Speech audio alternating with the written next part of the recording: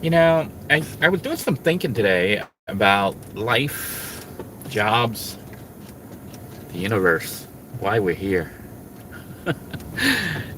And the number 42 popped into my head. I think the number 42 might be the perfect number for everything.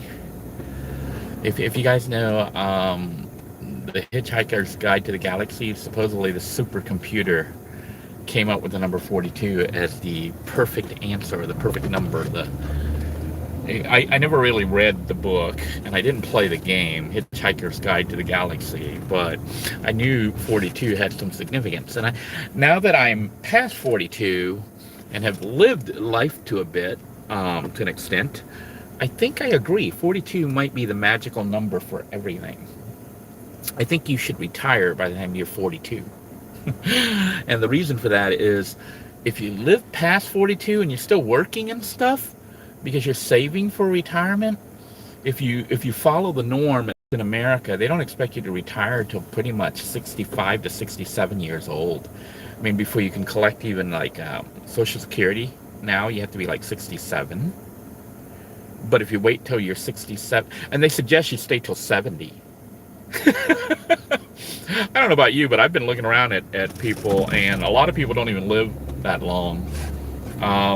Some of them are like famous. I don't know if you guys heard of Screech. Screech from Saved by the Bell. He just died, I think last week, and he was like 44. He was like 2 years beyond 42. I think he was like 44. And if he had wanted to do fun stuff after he had retired at 70, he would have never reached it. And I think that's kind of a lie society tells people. Is like, you should work hard to save up for a nice retirement. But a lot of people don't reach it. But when they do hit that age of retirement, they don't get to really enjoy it too much. Like, they die shortly after. I think there was some kind of research done where they were saying like the average person, when they retire, they die within like 5 years. I think the average person after retirement dies within 5 years. So if you work till you're 65, 67, and then you retire, then you die by the time you're 70, 72. So you worked your whole life. Let's say you start working at 20 years old, even though most people probably start working as a teenager, but officially start really working at 20 years old. You work for 45 years for this retirement. If you work towards retirement at, let's say, starting at 20 years old, and you retired at 42, that's 22 years that you sacrificed. And at 42, you probably have another 30 something, 20, 30, 25, 30 years left of life. That to me seems like a pretty good balance. You had 10, 20 years, 10, 20 years of somewhat carefree living as a kid, a young adult. And then you work for 22 years, right? Then you retire, and you can enjoy your retirement. And the reason I say that is a lot of people, like I say, they work towards retirement, and by the time they're old enough to retire, I think they're too old. Those of you who are older and maybe retired right now, you might not agree with me. Maybe you will, because when you're young, you're not smart enough to think about stuff like this. You say, yeah, I'll work all my life, and then I'll save for retirement, and then I'll get my pension, I'll get all this stuff. And then you don't realize that when if you get to that age, you don't get to enjoy it because your teeth is missing. Your bones break and they don't want to heal. Okay? When you get older, bones break and they don't heal. Just falling can kill you. When you fall, you can fracture a hip, and then it doesn't heal. And that's your retirement. So I think 42 does have significance, and I think you should retire by 42.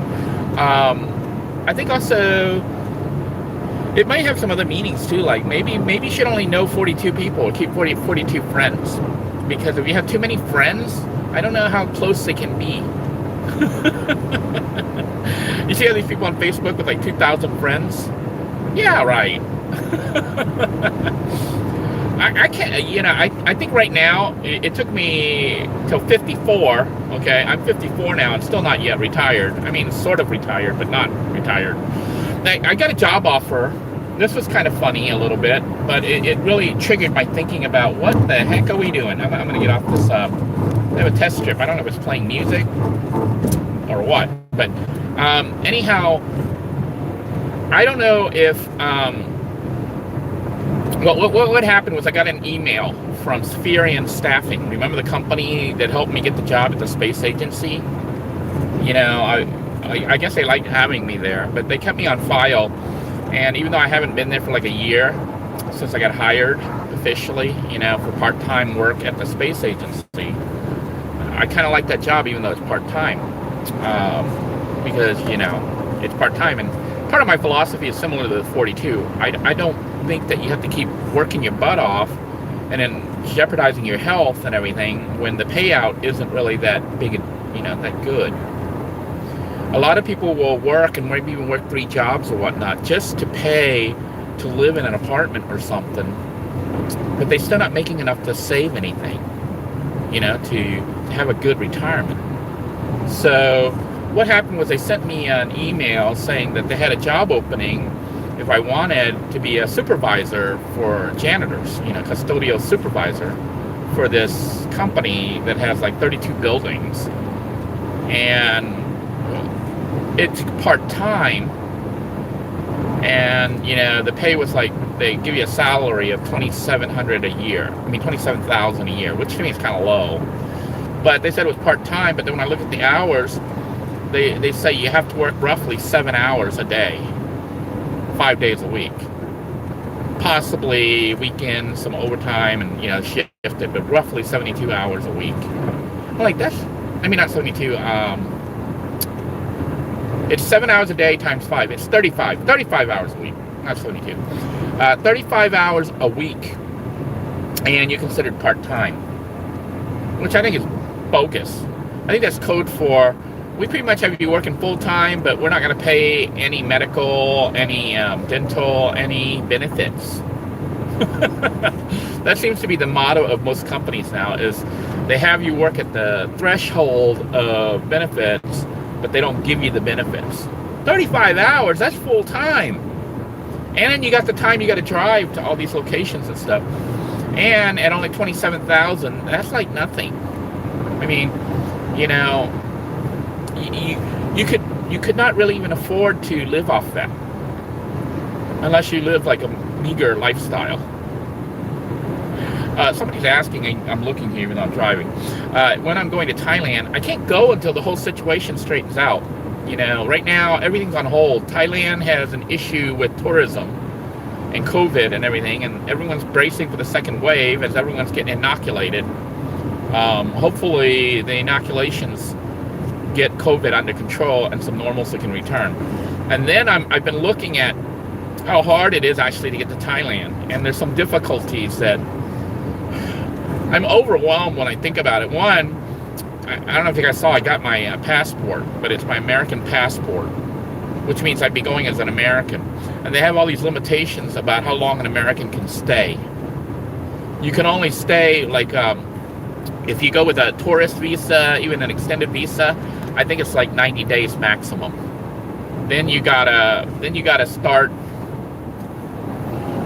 come back or leave the country and then come back, and it gets complicated. And if you go as a retirement visa, you have to show that you have like $26,000 in the bank, just sitting there in a Thai bank, that you're not broke, that you're not poor. So I was actually looking at doing that, trying to save money, but I don't know if I'm going to reach it because the cost of everything has gone up. You know, with COVID and everything, it's a little bit more difficult. So maybe I'll share with you what I've been doing to try to cut back expenses. But anyhow, the other big problem that I had with it was this. I was like, well, so I was looking at dual citizenship to see if, you know, they would recognize it. You know, they say they officially don't recognize it, but on the website it says Thailand will recognize dual citizenship. So what I could do is I can try to talk to the embassy and say, hey, I'm Thai. Swadika. I'm Thai. Let me back. And because I have some of my birth certificates, my birth papers, even though they're in Thai and they're from so long ago, like 54 years ago. I don't have a Thai ID. I don't have a Thai passport. But maybe they'll look at my Thai paperwork and say, yeah, he's legitimate Thai. So we'll take him back. So if they take me back as a Thai person, that means I could travel to Thailand on a Thai passport. And then I don't have to deal with the requirement of staying a certain number of months or whatever and then having to renew a visa. I don't even need a visa. I'm a Thai citizen. But the issue I run into is this. My wife. I was watching all the laments, all the sadness of all the expats living in Thailand. Here was the assumption that I made, was that if you marry a Thai person, the Thai government would let you live there as a spouse of a Thai person. And the answer is, yeah, kinda.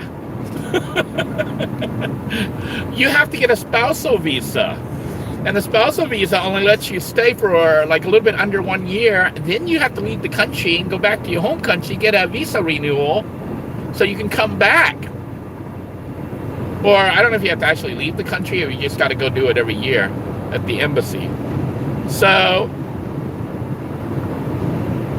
that's an issue. I'm like, I don't want to go and say I'm going to live and retire in Thailand, and then every year my wife might get deported.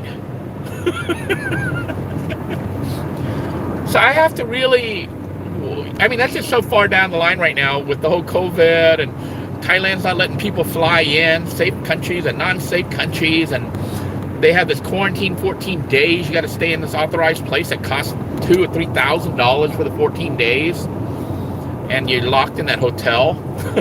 But then the whole thing with the wife, I'm like, this is gonna suck. So I'm looking at it all and I'm like, maybe what I might do is I might have to retire officially in the United States but live part-time in Thailand.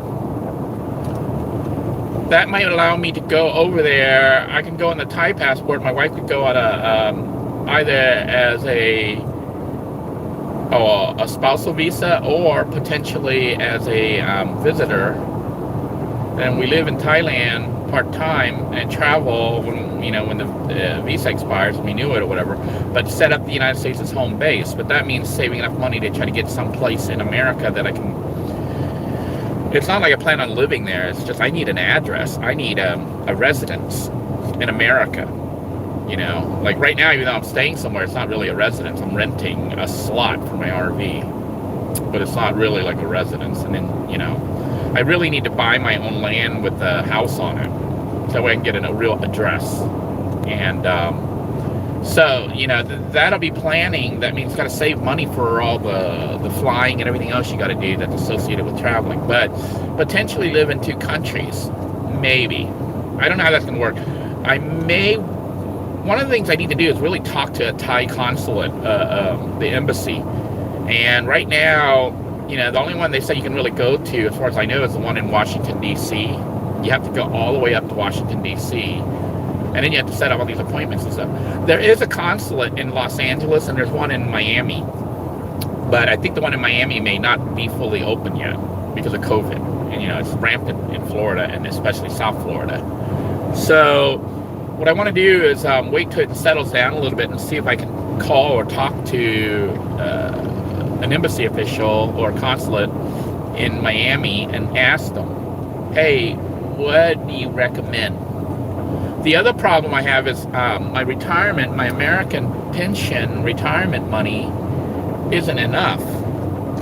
It's like, I guess it's enough if I live, poorly. So I got to figure out a way to make more money.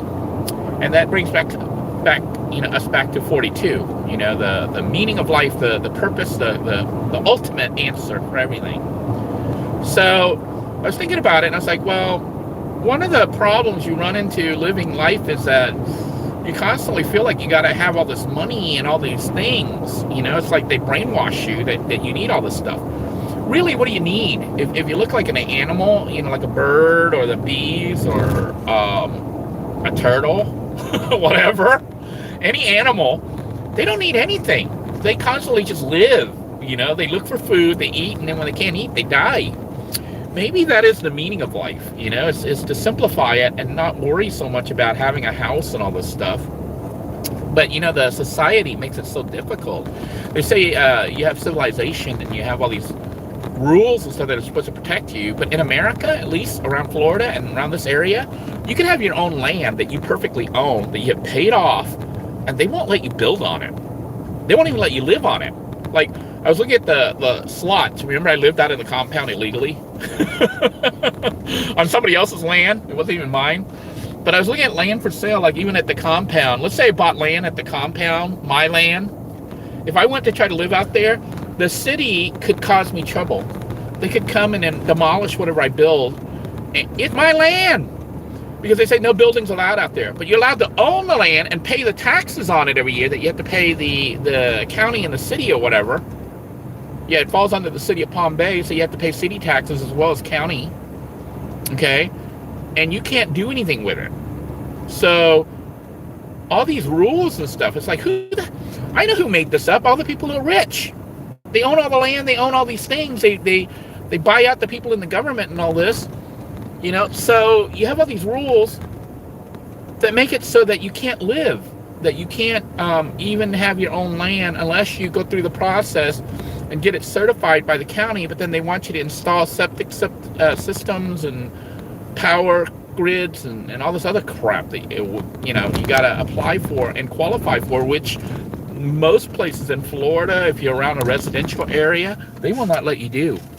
They want you to basically buy land that's certified for building and go through the whole process, which seems fine, except there's one problem. It's expensive as shit. You got to pay for all this stuff when, you know, like when I had my little hut in the woods, I was living fine. I was able to cook in there. It kept me sheltered from the rain. I cooked food. I had my kids over and I entertained them. You know, it was nice. It was peaceful. I had a little hammock out front. It's nice. And, you know, it wasn't my land or anything, but that's how simple life could be if you could find a place like that. I was hoping that moving to Thailand, I might be able to do that out in the jungle somewhere, you know, and find some land or something, because I wanted to make it official and own it. Hopefully the Thai government, it doesn't have as much bureaucratic stuff, because, you know, a lot of Thai people are still like mountain people, village, you know, poor. So the government, I don't think, goes over there all the time. So you could have some land out there and you could build and no one knows and nobody cares. That's one of the reasons. But then the issue is the government does care if I bring my wife, because you got to have a visa that you got to pay and all this stuff, and they track where you go and where she is. And that's an issue. So I don't know. I'm just rethinking the situation. I don't know. Then I was looking at America. I had posted a thing in the garden as well as on the Living in a Van channel and you know, Facebook page, and it was talking about using money from the handout that the government's giving. It's really not even a handout, because it really is your taxes. Okay, your taxes coming back to you. But the stimulus money, they call, you know, they make it seem like they're giving you money. That's your money. That's money they took from you from your taxes. all that time you've been working, you know, for your Social Security and stuff, that's where that money's coming from. It's your money. It's not the government's money. People keep saying, oh, you're getting a handout from the government. No, the government's taking your money. Not only that, they're giving us those salaries with it and stuff. And they're not, you know, not moving fast enough when people really need that help. It's their own money. It's like taking your own money back. But they won't give it. But anyhow, they are going to give it. It's just late. But anyhow, somebody was suggesting that if you got the $1,200 in like one lump sum, you could potentially buy some land somewhere, you know, like it might not be the best land, but you could try to grow things. Or even if you can't buy land, let's say you're renting and stuff, you know, as long as you could start to grow your own food, you could get like a couple plants every week or whatever and grow them. You maybe a couple trees that are, you know, not trees, but plants that are already bearing fruits and stuff. And what that would give you is like food. So, he was saying like less than like 1 acre, like even a yard with, like 1/10 of an acre, or even a quarter of an acre, you could grow enough food to feed yourself and raise chickens and stuff. And he lives in like a little social economic area, which I guess they leave him alone. The city doesn't go there to mess with those people. But he raises chickens and stuff, so he can get eggs, and then he has like baby chicks that he can sell, and things like that. So you could do that, but the problem is, there are cops all over the place here. There's cops everywhere. Something's going on. I got to go through a whole bunch of cops. But anyhow, I was looking at all the rules and stuff that they have, and it's ridiculous. You're not allowed to build on your own land. I was just watching, I don't know if it was Steve Leto, Leto's Law. He's on YouTube. He's got a really nice channel where he talks about all sorts of stuff, usually car related and stuff. But this one was about, in California, I don't know if it's Sacramento or whatever, they just passed like a city ordinance saying you're not allowed to work on your own car in your driveway or in your garage. You can only do minor stuff, but you can't do any major things. But then they don't really clearly define what's major and what's minor. But he was talking about it. It's really detailed, and you can tell he was pissed because even though he doesn't do his own work because he's a lawyer and can afford to pay somebody else to do it. But still, the whole thing doesn't it just like irk you that you buy the house even if you have it paid off or you're paying a mortgage or whatever, but you own it. It's supposedly yours, but you're not allowed to fix your car on it. What the? This country's gone. Government has lost its mind. It's being run by people that have all these third parties, all these people buying them out, telling them, well, I don't like cars. I don't like somebody jacking up their car because it makes the neighborhood look cheap, look poor, look bad. It's their house. You don't like it, don't look. But no, I don't like it, so they can't do it. But that's the whole philosophy of all this. Which brings me back down to 42. Okay?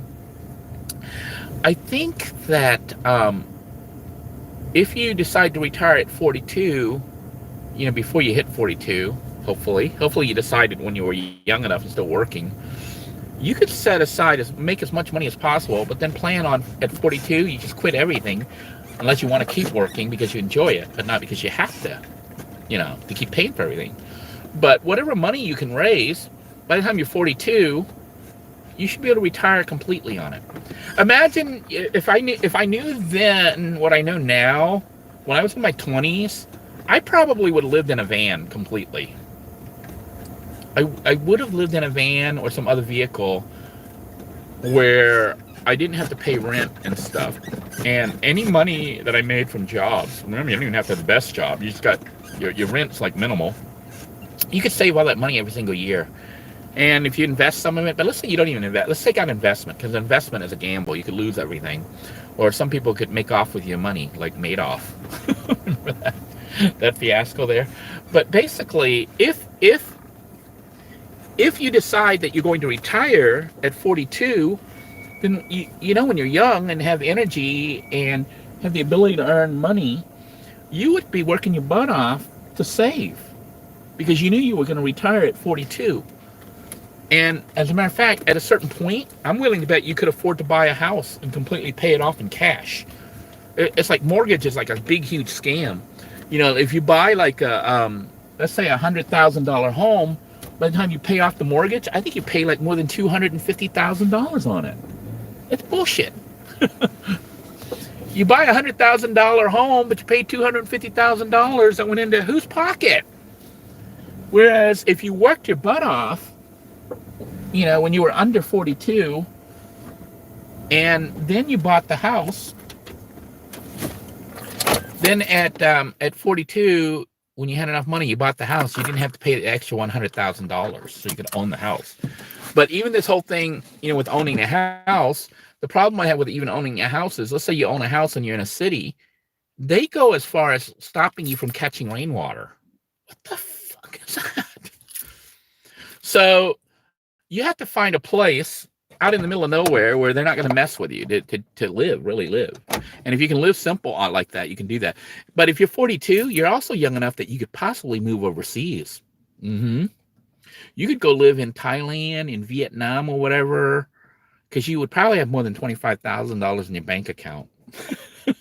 And in Thailand, I was looking at like even the expensive condos if you really wanted to live like a rich foreigner, but it's not even really rich. But to the Thai people, you would be rich for $500, $550 every month, which is cheaper than a crap hole here in the United States. $550 a month, you could rent like a 2-bedroom condo, in one of those multi-story condos with a swimming pool, gym, like a fancy, place that in the United States might cost you about 2 to 5, well, more like $5,000 a month. But in Thailand, you could do it for like 550, and you could live there. And it's got electricity. It's got all the amenities of an American, or a Westerner is used to. But the cost of living is so much cheaper. But if you went and you bought land, you could actually have stuff built or build it yourself out there, and have like a super powerful solar power system with, if you wanted to go off grid. And the reason I suggest going off grid and stuff, instead of like paying, for like the cities and stuff, even in Thailand, is then you're like independent. Because if you're in Thailand, and you pay in the government or the gridded system, they could still go down or whatever can happen. But if you have your own systems, you're like independent. You don't need anything. Then the only thing you really need to do with your life is just live and have fun. Maybe make a bucket list with 42 items you want to do before you die. I'm blabbering on and on and on, but I'm going to read some of your comments here. Donna says corporations own our government. That's what it feels like, even with what you just saw just happen with the attempted overthrow of the government and all this crazy stuff. No responses are being made, and even now they still don't, unless money is on the line. Like somebody says, no more money, then suddenly everyone takes notice. I think all the senators and leaders have been sold out, have sold their souls. They are owned. Everybody's owned. And that's one of the problems. But you don't even really own anything. Like if you think about this car, like look at this car that I just drove. I know how to drive the car. I can pay for gas and stuff. But if I don't pay the taxes and the tag and all that, they won't let me drive legally. They can put me in jail for that. But I know how to drive. It's like there's this rule that the place you live in has made up. They just arbitrarily made it up. Even though you know how to drive and you have a car and you have gasoline and it runs fine, if you try to drive it without getting a driver's license, if you try to drive it without your tag, that you have to pay all this every year, they can put you in jail. That doesn't seem right. I mean, when you look at birds, and a bird flies, it doesn't even have to have a license. A bee, because the bees, they can flap their wings and they know how to fly. I don't see anyone fining the bees. I think flying's a hell of a lot more difficult than driving. Dragonflies fly. You have all these certifications, all these things you need. And like even teaching, you have to have certification. You have to go before the board. You have to pass the board exam. You can't just teach. Not legally. 42. Idoji wants to know about my dentist. Pretty much I'm waiting till my next appointment. My wife's insurance came through. So remember, all this is an estimate. They don't have the real figures because it's an estimate until they try to claim it. The dentist says that, all their thing says that basically this is what I'm understanding how it works in the civilian world. Because I was used to dental in the military, which means something goes wrong, you just go and they do it and there's no charge. But in the civilian world, I found out dental insurance you can get for yourself if you're not employed. I mean, even if you are employed, but your employer doesn't provide it, it's a lot more affordable than most people think. They can run anywhere from $15 to $25 roughly. And you get pretty much the same plan that a person would get from a company. If you're with a company, like my company, they don't even pay $15. I think they only pay $13 for me. And the way it works, from what I understand, from looking at how things are working with my dental insurance, You have an allowance every year. They give you a certain amount of money. They don't give it to you, but it's like a little piggy bank that says you can have a certain amount of money. In my case, roughly $1,500. That means the company, and mine is considered full coverage because I don't have to pay crap. The company is kind enough to pay for me, so they pay the $13 to the dental plan, and for that $13 you get like services where you get reduced costs, or some stuff may be free, like cleaning and stuff like that. But if you have to do stuff that costs money, it will spend $1,500 out of that account for you. Now you have to pay. That covers, like, I think, some percentage of the cost, but you have to pay the difference. So is it worth having it? It depends. If you have to pay for it yourself and it's $30 a month, $20 a month, that's $200 to $300 a year for dental coverage. If you're going to get a lot of dental work done, like major things, it's worth it. But the problem you run into is you still have to pay the difference.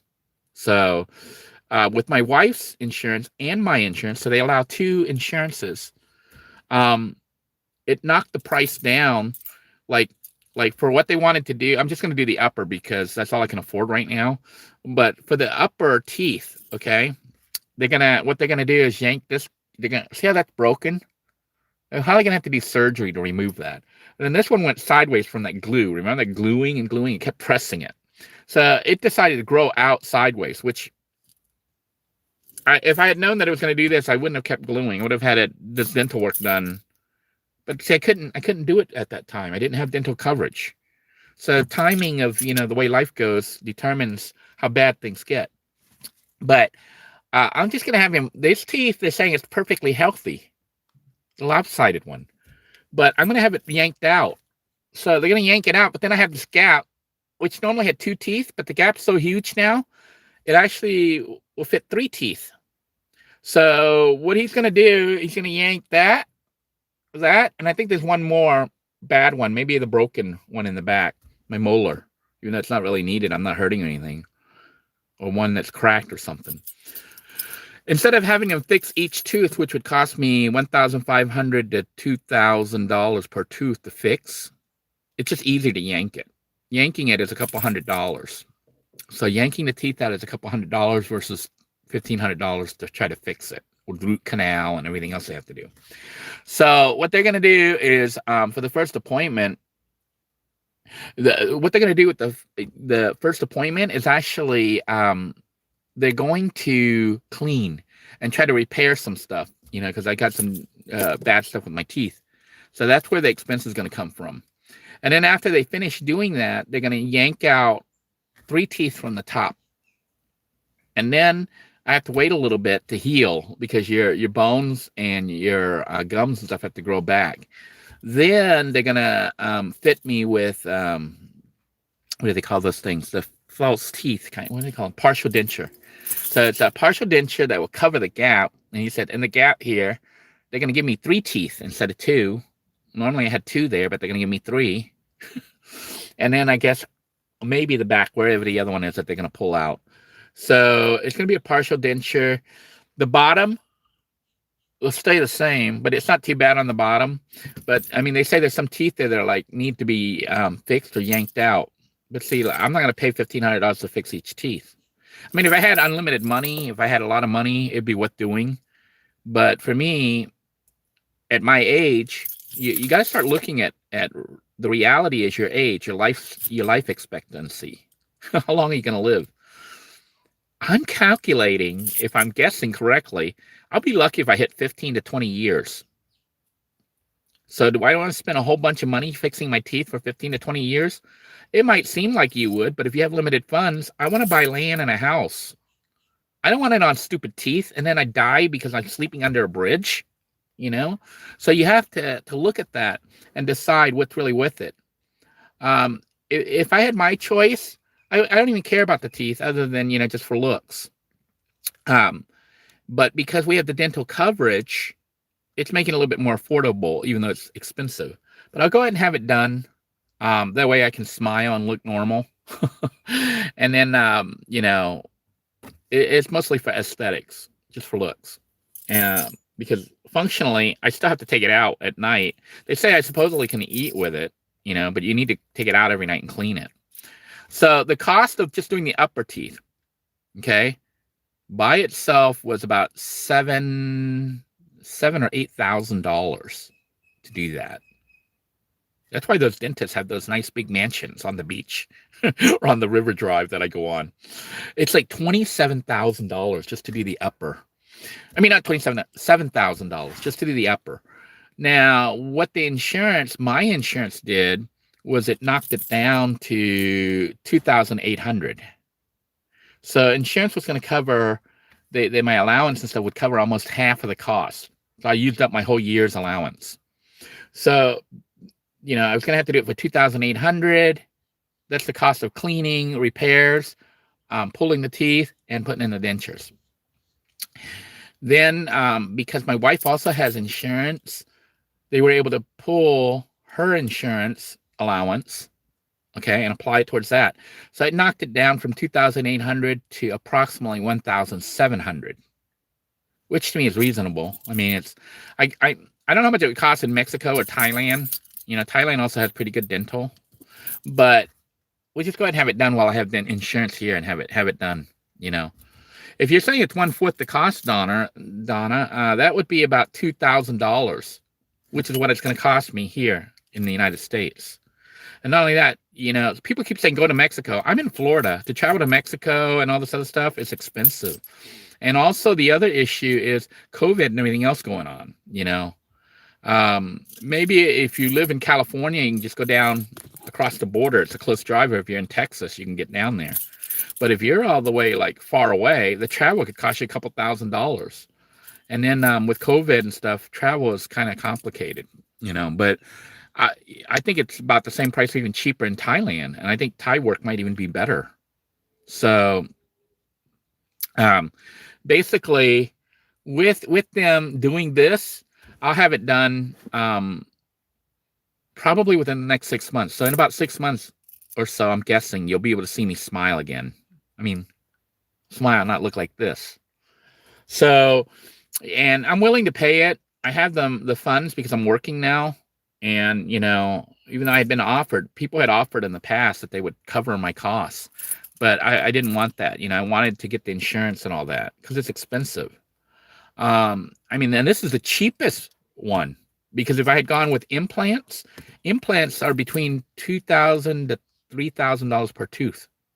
So, that's one of the most expensive is implants, but it's also supposedly the best. And then you got to look at how much it costs to do all that. And I'm like, what the hell? I could buy land for $7,000. Think about that.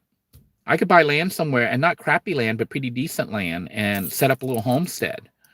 So I'm looking at places in the United States where it may be still possible to do that kind of stuff. And some of it I'm looking at, most of the land that you see that's cheap is out in the desert. So the question is, could I survive in the desert? Could I actually build a habitat that would allow me to build up and live out there? If you're out in the desert, more than likely they'll leave you alone. I don't know, But the other option is to try to get a land along the southeast of the United States. Tennessee, Virginia, West Virginia and stuff seem to have really cheap land. And then also there's distressed properties. I was looking at places like Illinois, and stuff like that. They have land. I mean, they have old houses that are all ripped up and stuff, but you would get it for the address and the land. So, if I decide that, well, maybe I will just live in Thailand and the United States, then I don't really need a nice place. I just need a residential address and a place that I could possibly stay at part-time. It's like a little tiny house or something that, especially if I didn't have gridded power. If I was able to run electric and stuff through solar or even wind or water, and it's not even really for full-time use, I could live comfortably when I'm here. But I wouldn't want to come to the United States and just stay in that little tiny house. I would actually come to the United States and travel, because I have the skills for living in a vehicle. I know how to live in a vehicle. And the cost there is just gas and insurance. So if I was living in the United States, I wouldn't want to just stay static. You know, it's nice to have a static place at your address, but it's nice to be able to drive around and do things. I would want to just live life and enjoy it. You know, some people think that in my situation, being 54, I should still work my butt off and try to make as much money as possible. The problem is, if you do that, you could make a lot of money, but then you could end up, your health can go down, but also you can end up dying at the end of it all. Do you understand what I'm saying? It's like you live your whole life. Look at Screech. He was 44, and you know, I think he had money. I don't know how much he had left, but he had some money. But he died. You know, having all that money and stuff doesn't do you any good when you're dead. So I think that I made a pretty good decision to try to live simple and not really go crazy about trying to earn money. There was a point in my life where, you know, I was looking at maybe I could become like somebody famous with lots of money, because I had a software company that was doing okay. It could have grown, you know. The guy, some of the people that were in my league, if you want to call it that, there were people working with me or my competitors or whatever. They're now multi-billionaires. Like is it Tim Little? I think he's from Epic. Is it Tim Little or Sweeney? I don't know if it's Little or Sweeney. But anyhow, those guys are all famous. You know, you look like the people that were in my group that were trying to make all this stuff to change the world with video games and computers and networking and all this other stuff. Some of them, the ones that made it, they're like billionaires. Okay.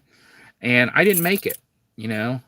Timing was bad, didn't have the money, didn't have the funding to get the products out, the projects. So I tried and I failed. And it's okay. You know, better to have tried and failed than not try at all. And well, why don't I try again? I don't think I need it. I'm not driven by the same thing I was in the past. In the past, I wanted to have, like, you know, a Ferrari, a Countach, all these expensive things, a nice big mansion and all that. Now I'm like, I could care less. You know, I could care less about having a Countach or whatever.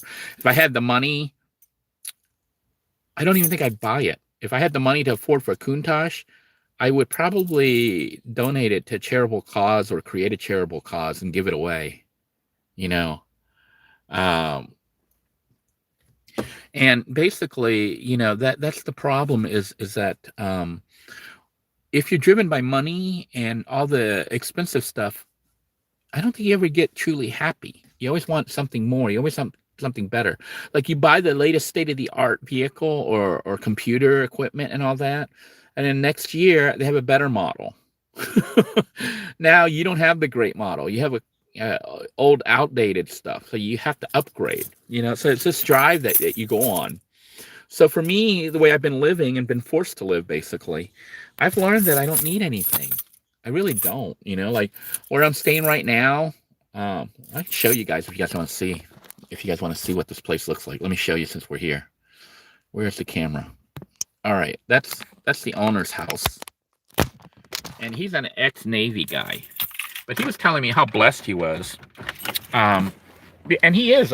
Okay, he's got all this land. When you have land and you're the owner, you can charge people to park. Like, you know, I pay money to park here, but all those other RVs, they're paying to park.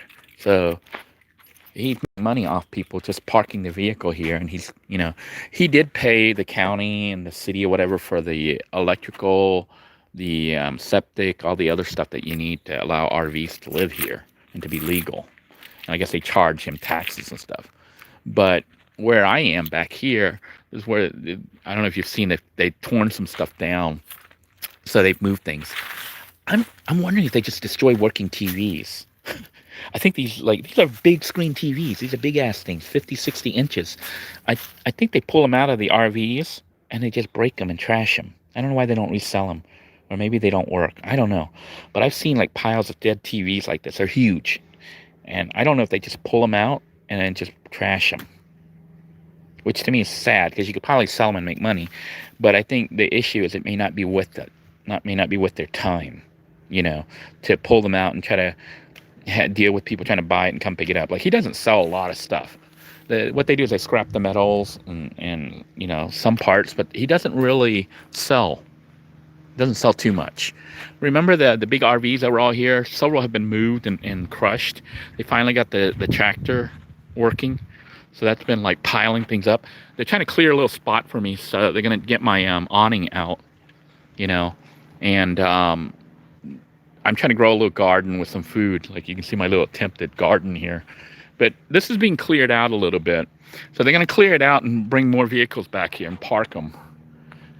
But see, the bulldozer did all this and just shoved everything, and also that was one of the RVs I was stripping parts from. So they basically have been clearing it up and trying to make it nice, you know. And I'm like, well, while I'm stuck here, rent is affordable. Where I'm working, it's affordable for me to stay here, and it's actually a lot more comfortable than living in the van. I have like a full-size space that I can get up, I can stand up and walk around in. I'm still working on the water leak to fix the shower situation, but I have electricity and running water. I have semi-usable internet, you know, Wi-Fi from the house, this house. And I'm growing my little garden here of some Thai chili peppers that I'm going to grow, as well as some other stuff. But I'm going to try to clear this area up and set up a little shelving here for gardening and stuff, so I can grow things like tomatoes and other things like that. They're clearing this area so it won't be such an eyesore. But most of the time, I just stay inside and I chill. I play video games. I just relax. And I'm also trying to think of ways to make more money that will actually continue earning money while I'm in Thailand. So that, you know, basically having more money gives me more options, but I want to make sure that how much I make right now, how much I bring in every month from my retirement and stuff is going to be enough regardless. So I've got to try to save up the difference, what it's going to cost me, and then have a buffer also, because, you know, what you estimate is going to cost, a lot of times it ends up costing more. But yeah, remember all the piles? It changes like almost every day. Like they'll probably be back out here again today to do this. They had a guy out there with a sledgehammer beating the crap out of them, knocking the walls and stuff down. Then what they do is they separate it. So like they haul off. Sometimes they pull stuff, you know, because people want them, like the motors and things like that. But yeah, like this is all trash now. So they haul all this stuff off into this, and then they tow it out and dump it at I guess at the city dump. But things like windows, I don't know, some of them look like they've been set aside. So certain things I think they salvage because those have potential demand for them and they're hard to get. And then this is like a pile of aluminum. So it all gets hauled off. I could work here, you know, if I really wanted another job. You know, I could just say, hey, how about I work here and you pay me this much and knock off my rent? Maybe even live for free. That's a potential possibility. But it's like hard back-breaking work. This stuff's not light. And you could break an arm, you could break a leg, something can happen, and I'll lose my other job. You know, so it'd be like a risk that you take. Hey, how's it going? Hey, how you doing? I'm doing good. Slowly but surely getting around. Yep. I appreciate it. Thank you. Hey, I'm loving it myself. Yeah. It's so nice to see it clear back here. Yeah, that's the owner there. But basically, you know, I'm happy right now. I'd be a lot happier once COVID is under control for the world and I can actually move. You know, I'm like stuck. I'm in limbo. And what's happening right now with my status is I'm basically working to pay to live here to go to work. Hey, is it Mike Michela? Mikola? Good to see you. Guten Tag. So basically, let's see here. I'm just scrolling through here.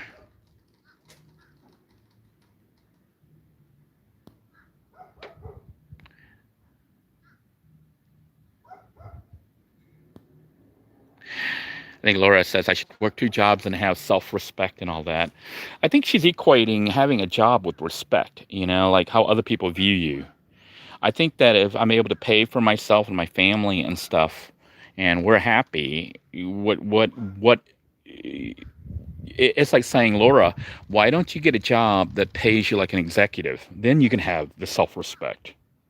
You know, I used to have jobs where I made like $2,600 a day. That's how much I commanded. You know, I'd say, hey, you want to work with me, $2,600, and people would pay it. They had no problems with paying it. I was with it. Does that give me self-respect when I have more money? Is that, you know, you respect somebody because they have money? I think that when you view life like that, you're never going to be happy because you're always trying to please other people or do things that you think make you look like you're respectable. I think being honest with people and you know, being able to afford your own way and live simply without needing anything really. It's like where I am right now, the job that I have pays and covers what I'm here for. I do have my retirement, which is giving me a little bit of money that I'm saving towards, you know, travel and everything else. It may not be the way everybody else wants to live, but you know, it's something I'm happy with that I think I can do if I can plan it out well enough. Just scrolling through here.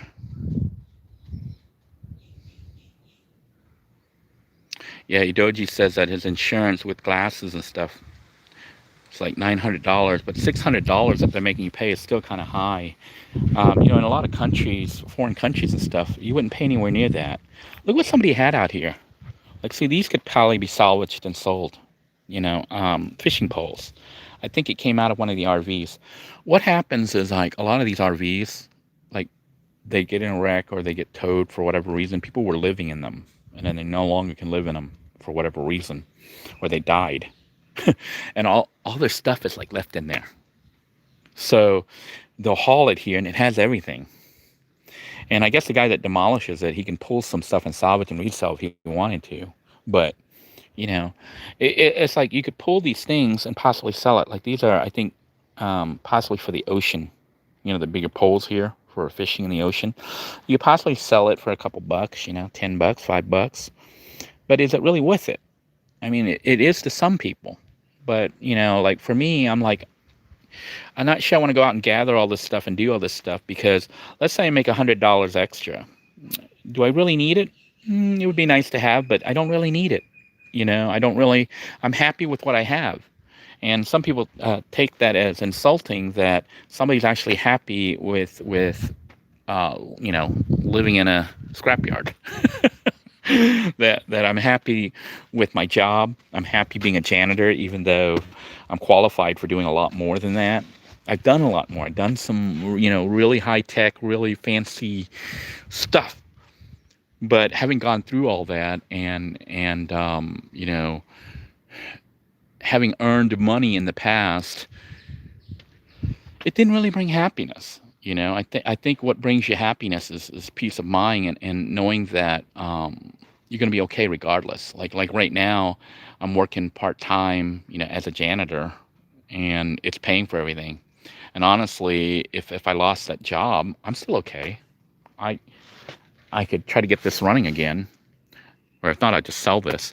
But I could live in my car, you know. It's like I'm not worried. It's like you can have a job and you can have a really nice house and a mortgage and everything, but all it takes is you losing that, and suddenly, you know, you're homeless. And I think having the ability, this might be useful though. This is I just found this buried in the dirt. There we go. Looks like a cover here for something. See, I had a find all sorts of parts out here just sitting around. But yeah, I think I already have it. It's the same one as mine, so I don't need it. But yeah, they parts are just everywhere. Anyhow, I'm rambling, so I'm going to go ahead and sign out. But I'm going to read some of your comments here.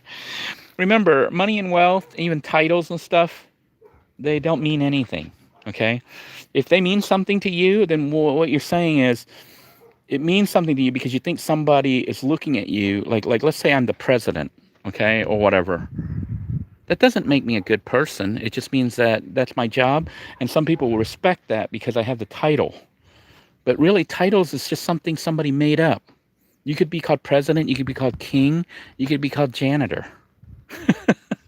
It doesn't really define who the type of person you are or your value, okay? I think being a good, decent human being, regardless of whatever your job is or your title, is more important. And, you know, having money or not having money doesn't define you. It may be the choice that you make.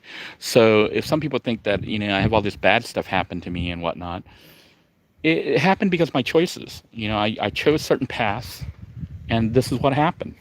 Now, I shared it with people because I wanted to show people what could happen if you choose certain paths. And some people might say he chose the wrong path. I don't know if I chose the wrong path. I'm actually very happy. I'm happy with my life. I'm happy, you know, with most of my choices. There was some choices that I'm like, I don't know, this could have turned out a lot better. But some of it is, you know, just random, and some of it is just bad. You chose the wrong path. But the cool thing about it all is that if you realize you choose the wrong path, you can always change it at any moment. And like right now, the path that I'm on right now, living in this RV here at this place that's affordable for me, I'm happy. You know, I'm just waiting. I'm waiting for COVID. And once COVID is straightened out in the countries like Thailand, the United States, and all that, and travel and stuff becomes somewhat normal, I can go back to doing what I really want to do, which is travel and see the world. And I want to ride the elephants. I want to go on the floating markets in Thailand. I want to show off the foods there. I want to visit the little villages and stuff, and maybe teach for free. You know, teach computer classes. But then, you know, there's a whole other thing about education and why I sometimes now remember I was a former teacher. Okay, one of the most highly respected teachers in the county. Um, I don't know if education is such a good thing. And maybe we'll talk about that later. I think education, depending on the type of education, can be good, but some of it can be really bad because with education, you say, well, why is he happy being a janitor when he could be doing computer programming? You know, I get job requests that pay 150,000 a year that I decline. Okay, just so you know, as a network administrator, computer network administrator, I will turn those down because one, I don't think I meet all the qualifications. Two, I did that before, and I'm not sure I want to handle that stress, especially with cyber hacking and everything else. And when it's $150,000 a year that they're offering you, it's a company that makes lots and lots of money. And you don't want to screw that up. Okay, unless of course I won't get into it. I won't get into politics and stuff. But long story short, okay, you got to define what makes you happy, and once you realize that, life becomes easy. It's like with John Jadea. I tried to share that video. He explains things so much more clear than I do. But I think that when you realize that you know happiness comes from within and being pleased with what you have, you no longer some people say, well, it's like he doesn't have the urge, he doesn't have the pursuit of whatever. You know, in America we say one of our God-given rights is the pursuit of happiness. And I found happiness. I know this doesn't look happy, it looks pretty depressing to some people, but for me, that's not my crap. I really don't care. The owner's dealing with that. This isn't the best house, but it's nice. When it was freezing cold out here the other night, I was able to run the heat all night. I didn't freeze like I did in the car. I actually have refrigerator and freezer, so I have some frozen meat. I'm going to go in and I'm going to cook up pork chops or whatever to eat here shortly. I even have a microwave that works. I have all the stuff that I need. And it's like I don't even need it. If I didn't have that, I have wood here. I could burn, you know, food as long as I have all that. And God has blessed me with insurance for my teeth. So it was something that I wasn't really set on fixing, and now it's going to be fixed. Just scrolling through here. Gary says, some cultures celebrate death as a positive thing. Anytime I'm depressed, I think of how much better it will be on the other side. Gary, I'm going to tell you something about what I believe about life and death. You know that the Thai people believe in reincarnation, okay? And even though I'm Christian, I'm still also Thai. And I do believe in reincarnation. And some people say, how can you be a follower of Christ and believe in reincarnation? Okay? Well, I believe that if you look at life and the creation of life and everything itself, they can still work. Because like if you're a Christian, let's say you are a Christian or whatever, and you die and reincarnation happens, your soul is still there and still learning and growing and going on. It's the very last time when Christ comes that the souls all join him. And some of it has to do with what, you know, I don't want to get too much into it because I'm getting so distracted by all these different things. But basically, You say it would be so much more peaceful on the other side. Maybe, maybe not. But the other thing is this: what is it about this life that bothers you so much? You know, I would say this: don't let people say, "Well, you should have gotten two jobs. You could have worked as an administrator. You could have done this. You could have done that." Screw them. It's not their life. You choose your happiness. You choose what you want to do. And when you can't do it, you can't do it. Some people say to me, Denoy, what happens if bad things happen and you die? It's okay. I lived. You're missing the whole point. Some people think that to live, you got to have a mansion. You got to have. I was like at a stoplight today, and some girl had this really nice Ferrari, a blue Ferrari, sitting next to me. And it was a young girl. I was like, wow, she's got a lot of money. I wonder how she makes that money. But the thing about it is, she seems happy in it, and I'm like, that's good. That's her life. That's her choice. I could be in that Ferrari if I wanted to. If I really believed and I really strived for it, and I was willing to do what it took to do that. Maybe it's ripping people off. Maybe it's taking advantage of other people. Maybe it's being capitalist and capitalizing on bad things, or even working really hard, grabbing all these things, seeing if the owner, the property owner says if I can have them and sell them. He'd probably say yeah, because you know what they're going to do with these? They're going to the dump. Okay, but I don't feel like salvaging them. You're like, why not? I just don't feel like picking them up and trying to put out ads and try to sell them and make 10, 20, 30, 50 bucks. It's not worth it. I don't need it, I would rather spend my time chilling and cooking pork chops. Taking little parts to fix my RV a little bit. But only if I feel like it. I'm not even going to fix everything, okay? Why? Because stress. I don't want to stress out. I don't, it just needs to be good enough. The RV is named good enough for a reason. And I think that, let me think here. Some of your comments here. I would say, Gary, life is a gift. Even if it's bad, try to find some good in it and enjoy it. And even the bad stuff, try to really, really feel it. Because here's what I believe happens when you die, okay? I believe, and this is just my own belief, that when you die, you actually do get to meet God in person. Okay, again, face to face. And God will say, so, Gary, how was your life? And you get to tell him everything. And when you have the perspective of God, who is infinite, there is no good, there is no bad. It's all an experience. I know we hear, as humans, we go, man, this is suffering. Some people believe that humans are born to suffer.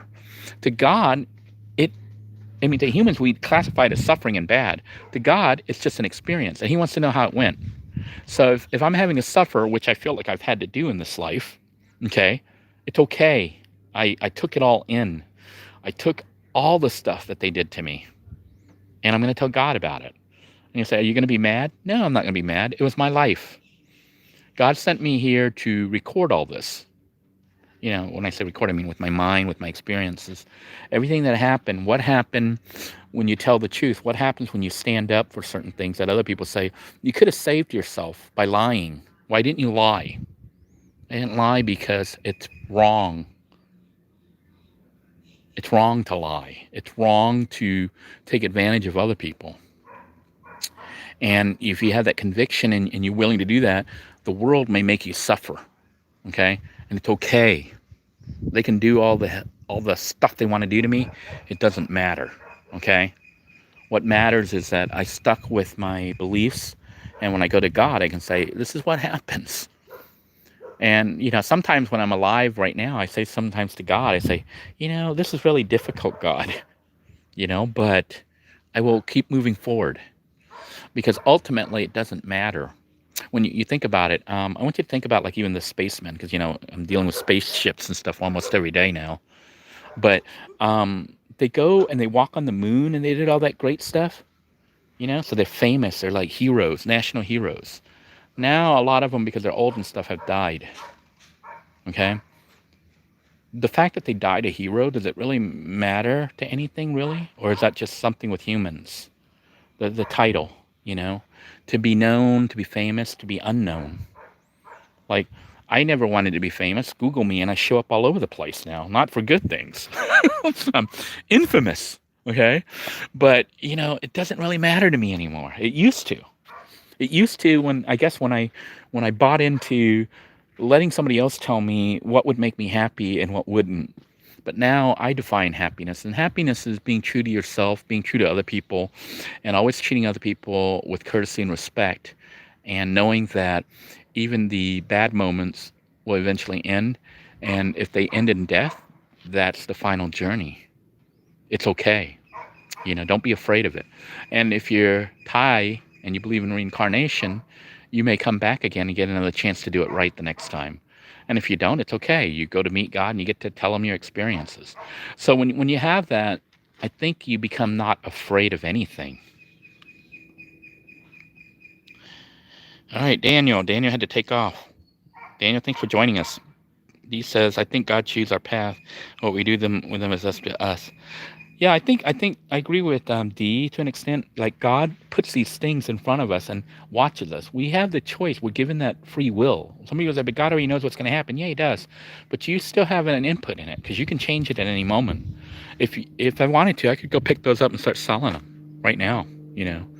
I can change my life at any time by how happy I am and whether or not I want to move in that direction.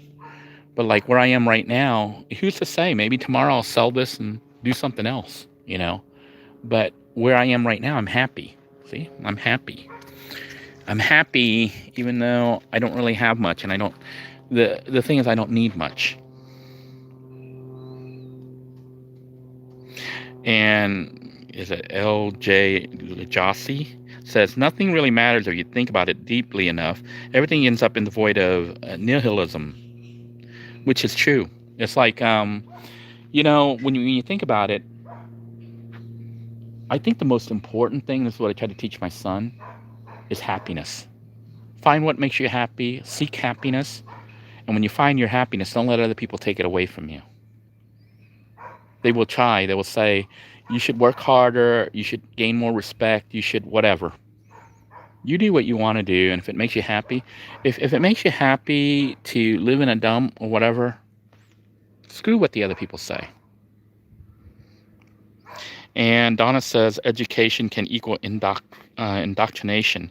And that's one of the things, having been a teacher and seeing what happens. And what happens when you have more knowledge. Some stuff I know, I wish I didn't know.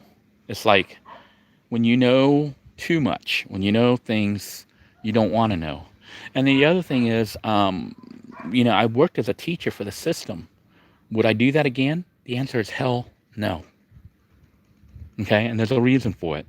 And I think it has to do a lot with what Donna is saying right there.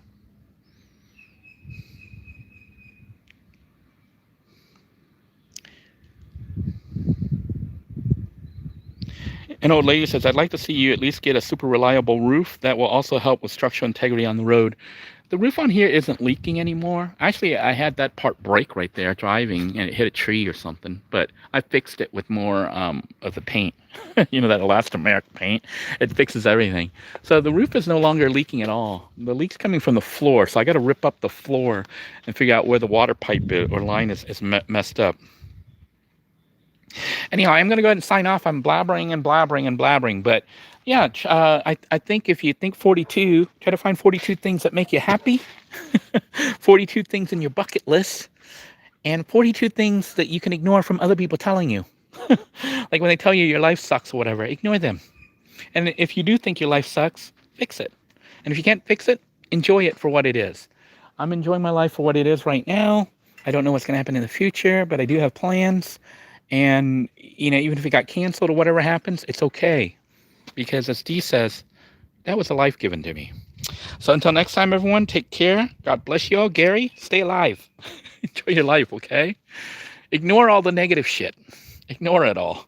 And if it's overwhelming, put everything in God. But like I say, don't let people define your happiness, man. And if you want to be sad, it's okay.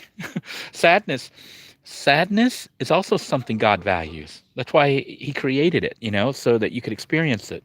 Because I think ultimately to God, he just wants experiences, and I try to record everything. And, does that make me better than somebody who's willing to lie or do all these things? No, it doesn't, because that needs to be recorded too. But see, we're given a choice in the kind of life we want to live and the kind of person we want to be. And if you say, I would be like this if only, you're choosing to never be. Okay. To be a type of person, you always have the option to be that person right now. I had a story. I was telling somebody about this where they were talking about like kindness. Like some people say, I would donate so much to charity and I would do all this stuff if I had this. Meanwhile, they living their life not doing anything, and then the next day they get hit by a car and die. So, what kind of person were they? Well, they were a person who never did anything, just kept saying they would do all these things, but they never did any of it. The owner here, he's kind. He shows that every day. The people I run into, even like my boss at work at the space agency, is a kind person, and I'm sure he has money. He's a CEO of a space agency, so. But he treats me with the same level of respect that he treats everybody else, including the engineers and, the managers and stuff like that. They don't talk down at me. I'm a human. I'm equal, and I don't treat him any better than I treat anybody else because we are all humans. And like I said, titles, money, they don't really impress me. Okay. What does impress me is the character of a person and their heart and how they treat other people. And some people are mean, and that's for them and God to work out. I'm not going to judge them. I will say I would not hang out with them. They wouldn't be the kind of person I want to hang out with. I like people who are kind to other people. All right. Take care, everybody. Lee Amari says the problem is you don't want your child support to go up. See, Lee knows everything about my life. Don't you just love these people who come in and then they say, you just don't want to pay more. You have no clue, buddy. I would have made more money if all this stuff didn't go through the way it did, but it doesn't even really matter. If you think that I don't want child support to go up, you don't think that I would have just taken off. I could have just left, but I stayed. And because of that, this situation played out the way it did. And, he's thinking that money has to do with giving it away because I don't want to have child support go up. I caught my child support all caught up, and I still pay extra. Like when I get my kid, I give them an allowance, I take them out, and I do fun things with them. So when you speak like that, you act like you know everybody's life. You really need to reassess your life and the forces that drive you and why you feel like you need to go around telling other people how to live or what they believe or why they behave the way they did. That's the issue. Anyhow, I'm going to go ahead and sign out. Just want to let you all know that, remember, happiness, the meaning of life and everything all boils down to 42. Until next time, take care. God bless you all. Bye-bye now.